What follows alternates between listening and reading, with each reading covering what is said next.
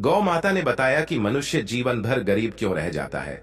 नमस्कार प्रिय दर्शकों, आपका हार्दिक स्वागत है हमारे आध्यात्मिक और प्रेरणादायक चैनल रिया टून्स में।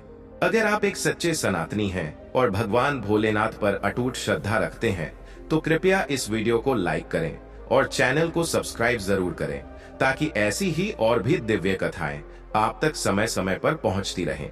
आज की हमारी जो कथा है वह न केवल मोटिवेशनल है बल्कि ज्ञानवर्धक भी है। गरुड़ पुराण में कहा गया है कि जो व्यक्ति धार्मिक कथाओं को बीच में छोड़ देता है वह पुण्य नहीं बल्कि पाप का भागी बनता है। इसलिए आपसे निवेदन है कि इस सुंदर और प्रेरणादायक कहानी को अंत तक अवश्य सुनें।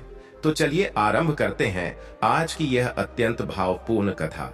गरीबी केवल धन की कमी नहीं बल्कि सोच, कर्म और दृष्टिकोण की भी एक परछाई होती है। कई बार हम समझ ही नहीं पाते कि हमारे जीवन में धन क्यों नहीं टिकता, प्रयासों के बाद भी सफलता क्यों नहीं मिलती। क्या यह केवल भाग्य का खेल है या हमारे कर्मों का कोई अदृश्य परिणाम? इस रहस्य से पर्दा तब उठता है जब एक निर्धन किसान को मिलती है एक दिव्य गाय, गौ माता, जो न केवल बोल सकती है बल्कि वह सच्चाई भी बताती है, जिसे जानकर कोई भी गरीब व्यक्ति अमीर बनने की राह पकड़ सकता है। उत्तर भारत के एक छोटे से गांव रामपुर में एक निर्धन किसान श्यामू रहता था। उसका जीवन बेहद कठिन था। न ढंग की खेती, न पशु और न ही कोई सहायता। दिन भर मेहनत करता, लेकिन फिर भी शाम को घर लौटते समय उसकी थैली खाली ही रहती। श्यामू की पत्नी गुड़िया अक्सर कहती, तू इतना मेहनत करता है फिर भी हाथ में कुछ नहीं आता, कहीं कोई पाप तो नहीं जो तुझे गरीबी से छुटकारा नहीं मिल रहा। श्यामू हंसकर टाल देता, पाप किया होता तो भूख में नहीं जेल में होता। एक दिन की बात है, श्यामू खेत में हल चला रहा था कि तभी उसके हल के फाल से जमीन के अंदर कुछ टकराया। उसने देखा कि वहां एक पत्थर नुमा द्वार था। उसे हटाकर अंदर झांका तो एक छोटी गुफा सी जगह थी और उस गुफा के अंदर बैठी थी एक सफेद गौ माता, जिनकी आंखों में अद्भुत चमक थी। श्यामू ने डरते हुए पूछा, तुम कौन हो? गौ माता बोली, मैं कोई साधारण गाय नहीं, मैं धर्म गौ हूँ। मैं वहीं प्रकट होती हूँ जहाँ कोई अपने जीवन की सच्चाई जानने को तैयार होता है।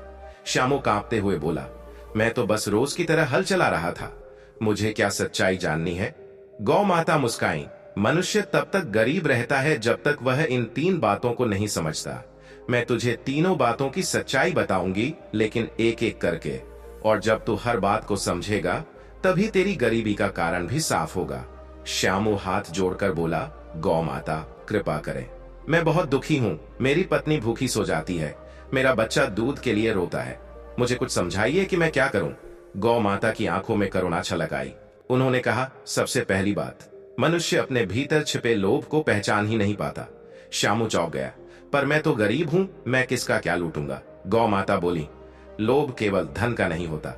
कई बार मनुष्य परिश्रम से पहले फल की इच्छा करता है। वह बिना सच्चे भाव के दान करता है, पूजा करता है, लेकिन मन में स्वार्थ लिए। लोभ तब भी होता है जब तू किसी की तरक्की देख जल जाता है। यह मानसिक दरिद्रता है और जब तक यह दूर ना हो आर्थिक दरिद्रता दूर नहीं हो सकती। श्यामू कुछ सोच में पड़ गया। उसकी आंखों में पुरानी घटनाएं घूम गई। कैसे उसने अपने दोस्त की नई बैलगाड़ी देख ईर्ष्या की थी, या कैसे उसने मंदिर में दान देते समय सोच रखा था कि गांव वाले देखें उसे कितना पुण्यात्मा मानते हैं। गौ माता, ये तो सच है, पर क्या मैं बदल सकता हूँ? बिल्कुल, गौ माता ने कहा, लेकिन इसके लिए तुझे अपने भीतर झांकना होगा और हर दिन उस लोभ के बीज को पहचान कर जड़ से निकालना होगा। मैं तुझे आज के लिए एक साधना दूंगी, इसे कर, और कल जब तू फिर आएगा मैं तुझे दूसरी बात बताऊंगी। श्यामू ने सिर झुकाया, कृपा करें गौ माता, आज रात एक दिया जलाना और खुद से पूछना, आज मैंने कहा किसी की खुशी देखकर दुख महसूस किया?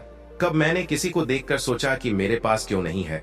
और तब वह दिया बुझा देना, ताकि तुझे एहसास हो, जब तक मन का अंधकार नहीं जाएगा तब तक घर का अंधकार भी नहीं जाएगा।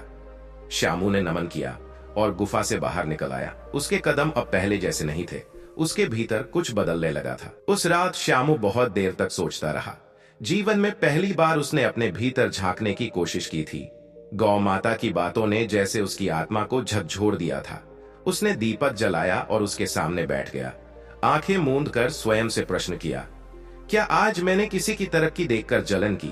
मन के भीतर से आवाज आई, हाँ, सुबह ही चौधरी के बेटे की मोटरसाइकिल देखकर तुझमें हुक उठी थी। हमारा बेटा कब साइकिल तक चलाएगा? श्यामू ने सांस ली और दिया बुझा दिया। जब तक मन का अंधकार नहीं मिटेगा तब तक घर का अंधकार कैसे जाएगा? यह वाक्य उसके भीतर गूंजता रहा और उस रात पहली बार वह सच में रोया, अपने मन की दरिद्रता पर। अगली सुबह सूरज की पहली किरण के साथ श्यामू फिर उसी जगह पहुंचा जहां गौ माता थी। गुफा में प्रवेश करते ही उसने नमन किया और कहा, गौ माता, मैंने आपकी कही पहली बात समझ ली है। मन का लोभ भीतर ही भीतर इंसान को खा जाता है। अब मुझे अगली बात बताइए। गौ माता की आंखों में संतोष की चमक थी। उन्होंने कहा, श्यामू, तू योग्य है अगली सच्चाई जानने का। कुछ पल रुककर वे बोली, दूसरी बात, मनुष्य गरीब रहता है क्योंकि वह कर्म में श्रद्धा नहीं रखता। श्यामू ने भौहें सिकोड़ ली। कर्म में श्रद्धा, ये क्या मतलब हुआ गौ माता? गौ माता बोली, मनुष्य कर्म तो करता है लेकिन उसमें श्रद्धा नहीं होती। वह काम करता है लेकिन मन मारकर, वह मेहनत करता है पर उसमें प्रेम नहीं होता। और जब कर्म में श्रद्धा नहीं होती तो वह फल नहीं देता। ऐसे कर्म की ऊर्जा आधी ही रह जाती है। लेकिन मैं तो दिन भर खेत में काम करता हूँ, श्यामू ने सफाई दी। हाँ, करता है, गौ माता बोली, लेकिन क्या तू हर दिन यह सोचकर हल चलाता है कि यह धरती माँ है, मुझे उसका सीना चीरकर अनाज निकालना है, या यह सोचकर कि जितनी जल्दी हो बस हो जाए आज का काम? श्यामू चुप हो गया। उसे अपने भीतर की ऊब याद आने लगी। अक्सर वह थक हार कर बिना ध्यान के खेत में काम करता था। उसकी आंखों में सिर्फ नतीजा होता था, प्रक्रिया नहीं। गौ माता आगे बोली, जब तू किसी काम को पूजा समझकर करेगा तब उसका फल भी प्रसाद जैसा मिलेगा, लेकिन जब काम को बोझ समझेगा तो फल भी बोझ ही बनेगा, कभी कम, कभी बेकार और कभी बिल्कुल नहीं। श्यामू सोच में पड़ गया। उसने धीरे धीरे सिर हिलाया। तो मतलब ये कि मेरा खेत, मेरा हल, मेरा बीज, ये सब मेरी पूजा की सामग्री है। गौ माता मुस्कुराई, सही समझा तूने, यही कर्म में श्रद्धा है। यह भावना ही है जो निर्धन को राजा बना सकती है और राजा को भिखारी। श्यामू की आंखों में एक नई चमक थी। मैं समझ गया गौ माता, आज से मैं हर काम ऐसे करूंगा जैसे वह ईश्वर की सेवा हो। गौ माता ने आशीर्वाद दिया, तब जा और 1 सप्ताह तक ऐसा कर। 7वें दिन फिर आना, तब मैं तुझे तीसरी और अंतिम बात बताऊंगी जो सबसे कठिन है लेकिन सबसे जरूरी भी। तभी तू पूरी तरह समझ पाएगा कि मनुष्य जीवन भर गरीब क्यों रह जाता है। श्यामू ने हाथ जोड़कर नमन किया और लौट पड़ा। उस दिन से श्यामू सचमुच बदल गया। अब वह खेत में हल ऐसे चलाता जैसे मंदिर में दीपक जला रहा हो। वह हर पौधे को देखकर मुस्कुराता जैसे वह किसी बच्चे की देखभाल कर रहा हो। वह मिट्टी को माथे से लगाता जैसे वह उसकी माँ हो। उसके पड़ोसी बल्ली ने एक दिन कहा, अरे श्यामू, आजकल तू खेत में गा भी लेता है, पहले तो तू बस थका हुआ सा रहता था। श्यामू मुस्कुराया, अब खेत काम नहीं लगता बल्ली, सेवा लगती है। बल्ली हंस पड़ा, लगता है तुझे कोई साधु बाबा मिल गए हैं। श्यामू कुछ नहीं बोला, लेकिन उसके दिल में गौ माता की बातों की गूंज चलती रही। एक दिन उसकी पत्नी गुड़िया ने देखा कि रोटी बनाते वक्त श्यामू खुद आटा गूंथ रहा है। तुम्हें क्या हुआ? तभी रसोई में पान नहीं रखा और आज ये सेवा। श्यामू मुस्कुराया, हर काम पूजा है और जब तक साथ न निभे घर नहीं चलता। गुड़िया को लगा शायद उसका पति सच में बदल रहा है या कोई चमत्कार घटा है। 7 दिन बीते। श्यामू अब पहले वाला श्यामू नहीं रहा। अब उसके चेहरे पर शांति थी, उसके कर्म में ऊर्जा थी और मन में श्रद्धा। 7वें दिन वह फिर गुफा पहुंचा। गौ माता पहले से ही वहां थी। श्यामू ने चरण स्पर्श किए और कहा, माता, अब कृपा करके तीसरी बात बताइए, मैं तैयार हूं। गौ माता कुछ पल शांत रही, फिर बोली, तीसरी बात जानने से पहले तुझे एक परीक्षा देनी होगी श्यामू। जब तू उस परीक्षा में खरा उतरेगा तभी मैं तुझे तीसरी बात बताऊंगी।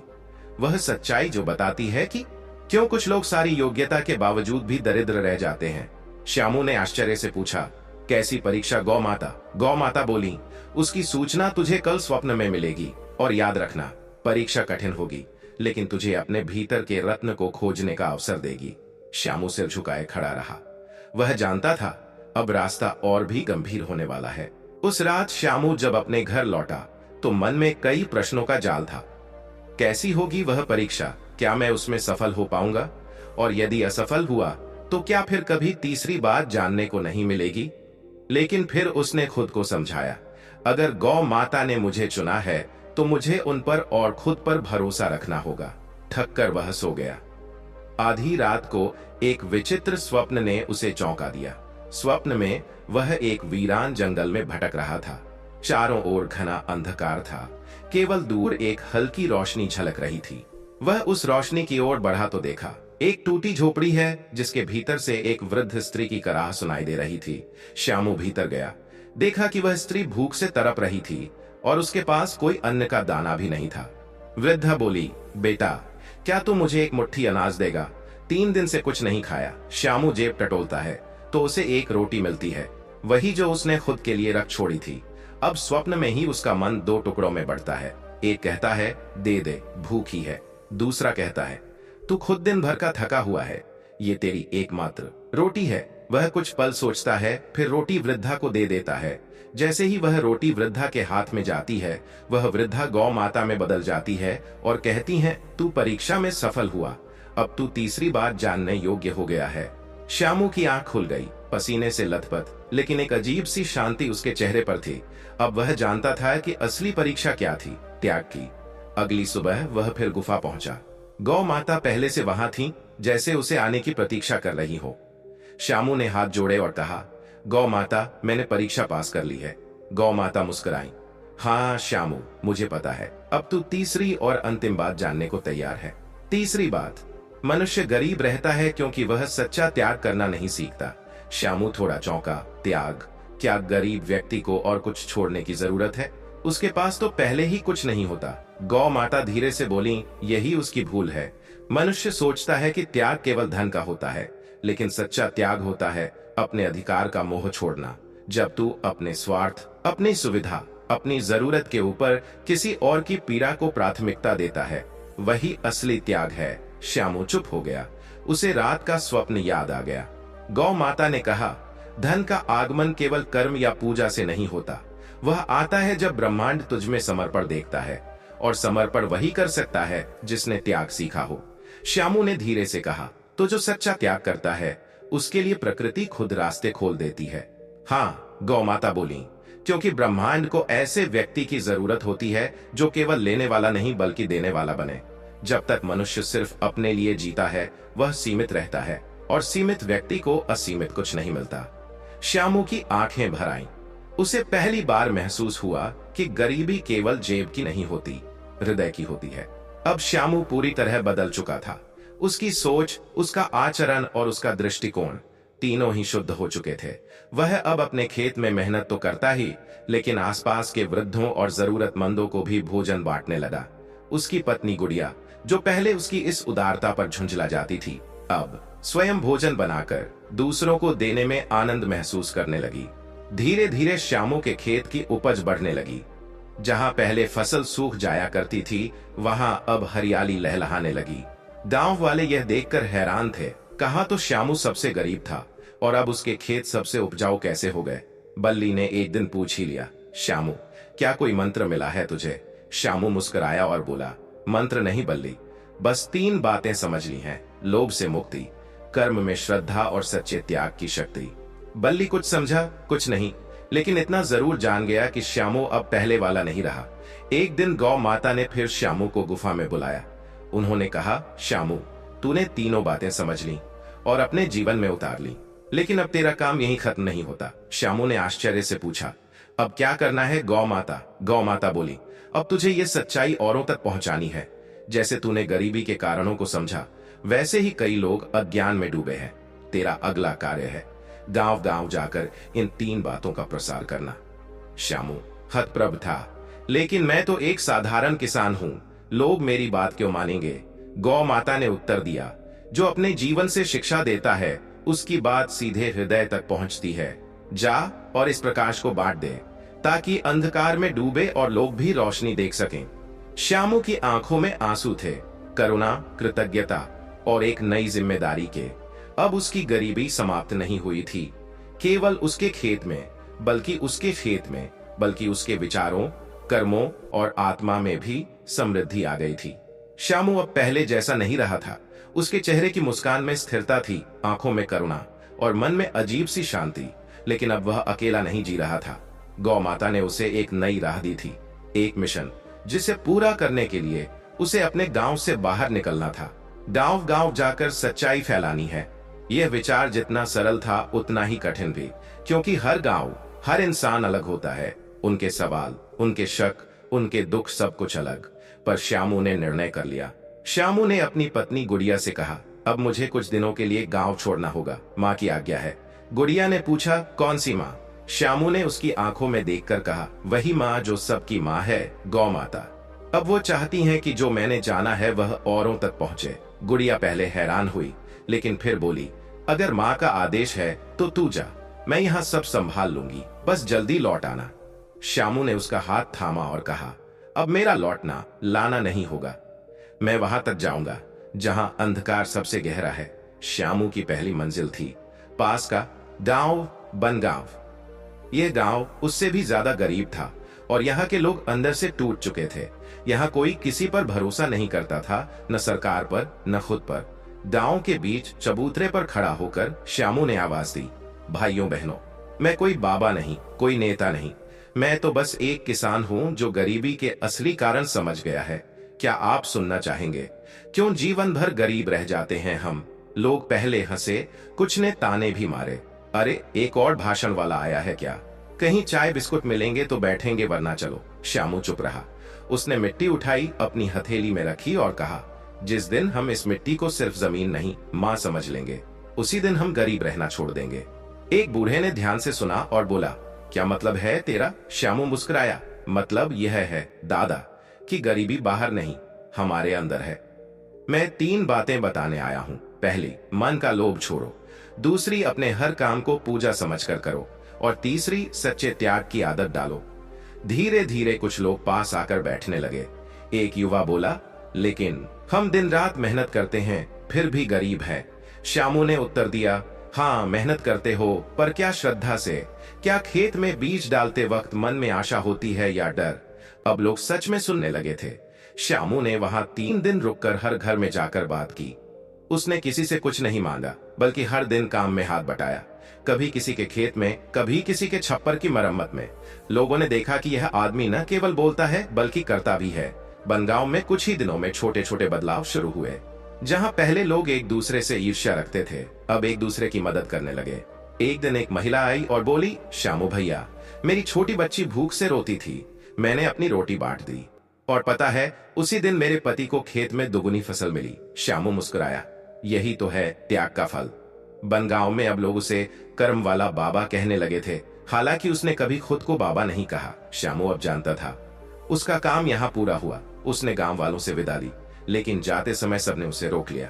एक बूढ़ी अम्मा बोली, बेटा तू तो हमें अमीर बना गया दिल से, अब जहां जा वहां भी सबका मन बदल देना।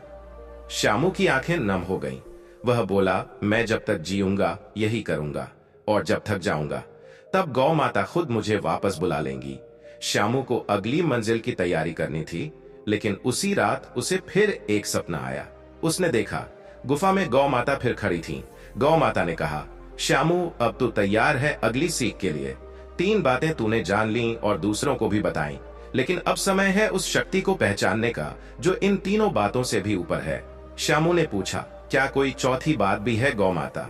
गौ माता मुस्कुराई और बोली, हाँ, लेकिन वह बात तुझे तब मिलेगी जब तू उसे अनुभव करेगा। अब तुझे सहना पड़ेगा दुख, अपमान और अविश्वास, जो हर उस राह का हिस्सा है जो प्रकाश की ओर जाती है।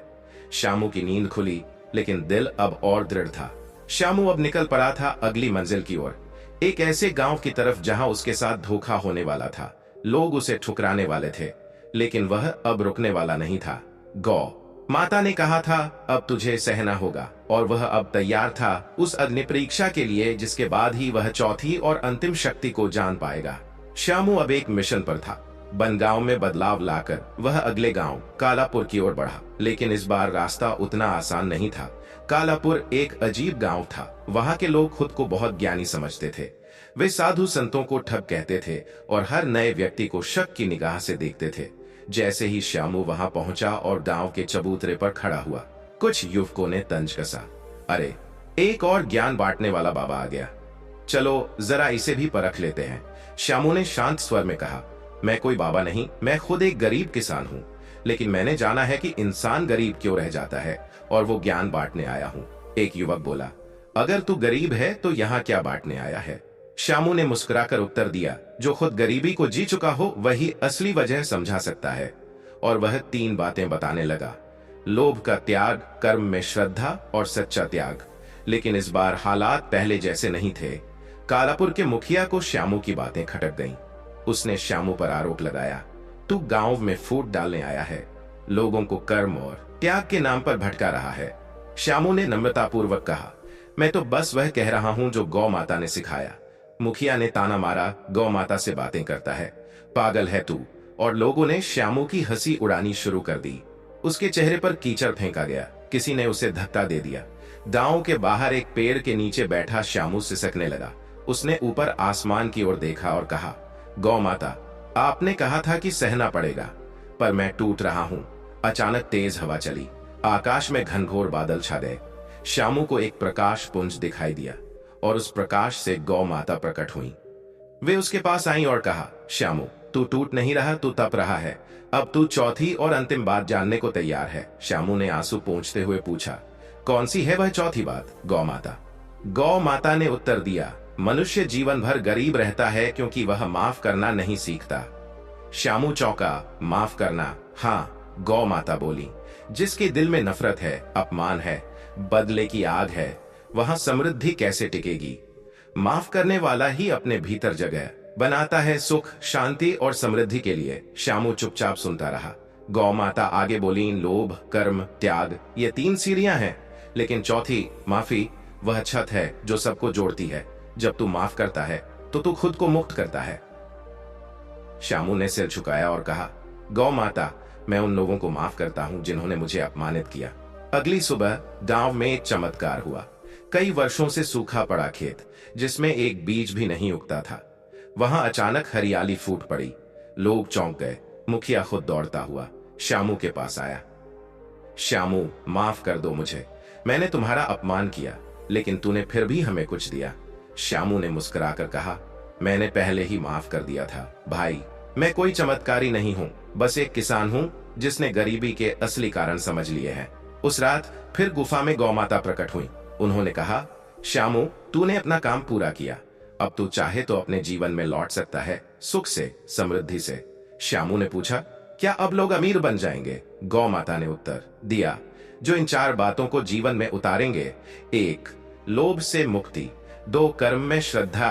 3, सच्चा त्याग। 4, और माफ करना। वे कभी गरीब नहीं रहेंगे, चाहे हालात जैसे भी हों। श्यामू ने आंखें बंद की और प्रण किया, जब तक सांस है मैं इन बातों को फैलाता रहूंगा, क्योंकि असली समृद्धि केवल पैसे की नहीं, मन की होती है। गौ माता धीरे धीरे प्रकाश में विलीन हो गईं। उनकी मुस्कान श्यामू के मन में बस गई। बरसों बाद लोग कहते हैं, एक समय था जब एक किसान गांव गांव घूमता था और हर जगह समृद्धि छोड़ आता था। वह न कोई बाबा था, न कोई नेता, वह तो बस एक शिष्य था, गौ माता का। श्यामू अब नहीं था, लेकिन उसकी कही 4 बातें गांवों में आज भी दीवारों पर लिखी हैं। मनुष्य जीवन भर गरीब इसलिए रह जाता है क्योंकि 1, वह लोभ नहीं छोड़ता। 2, वह कर्म को पूजा नहीं मानता। 3, वह त्याग से डरता है। 4, और सबसे बड़ी बात, वह माफ नहीं कर पाता। दोस्तों, आज की कहानी यहीं खत्म होती है। उम्मीद है आपको यह प्रेरणादायक लगी होगी। अगर कहानी पसंद आई हो तो वीडियो को लाइक करें और हमारे चैनल रिया टून्स को सब्सक्राइब करना न भूलें। फिर मिलते हैं एक नई कहानी के साथ, तब तक के लिए नमस्कार।